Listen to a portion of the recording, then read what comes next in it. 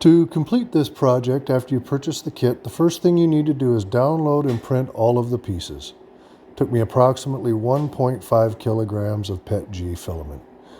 If you have looked at reviews and seen where people have said it is too short and the filament tubes rub the lid of the enclosure, the current kit and print files are updated to resolve that issue.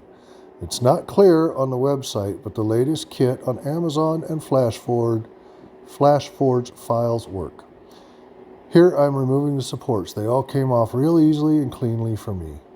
I laid out all of the pieces and printed parts from the kit and finished dismantling the spool holders, which just lift up with a little elbow grease.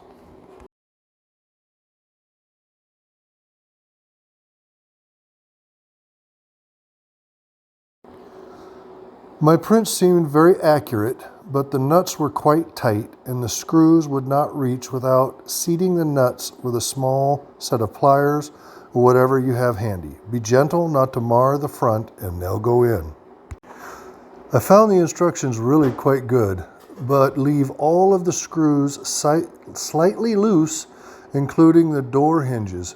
Mine are blue, and you'll have a lot more luck fitting the windows and parts together than tighten everything at the end.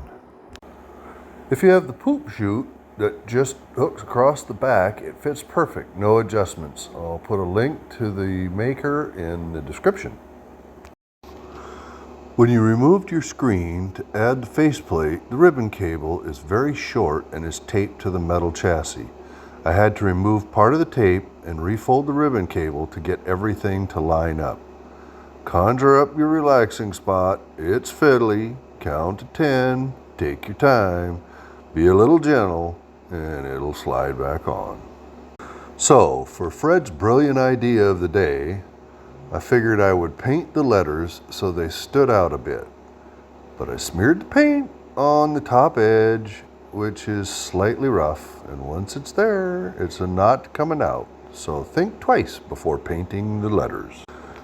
When you get ready to pull out the PTFE tube feeder, you have to remove the screw on the left, and then you also have to flip this blue lock to the right. Then you can pull the whole unit out the top. Don't forget to flip that blue lever back to the left when you're putting it back together. The provided screws for the filament feed motor are 3 by 20 millimeter, and for whatever reason were too short. No matter what I tried or reviewed, everything was right. So I pulled some 3 by 24s out of my stash and boom, damn near perfect. Have 2 of those on hand. So now we got everything buttoned up and got a little test print going, and what you are printing is much harder to see.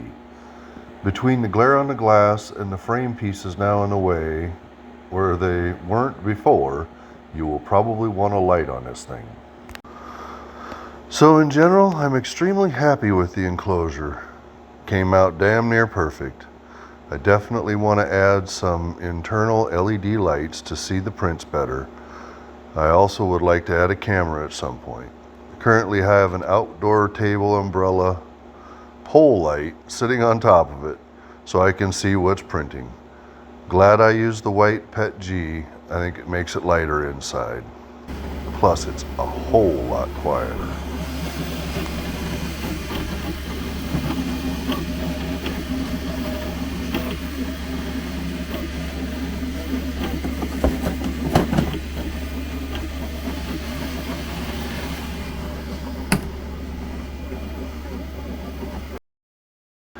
Now that it is fully enclosed, I was finally able to print my first TPU gasket. Part of the reason I wanted the enclosure anyway. It printed great. It really stuck to the board, but once I had both hands available, it peeled off just fine and fit the funnel perfectly. And as promised, bonus tip number 10. I broke the clip holding the PTFE tubes when I was assembling it, so I used a couple small zip ties to hold them together. I started to have random print failures and finally realized it was only on spool number 3. I cut the tie off and redid it, and all is well. So be careful if you tie those together in some way. If you made it all the way here, please like and subscribe so you will be notified when my new how-to videos drop. If you have a how-to you would like to see, drop it in the comments. If it's something I have the ability to cover, I'll do a future video on it. Thank you for coming out to see how I did it. Take care all.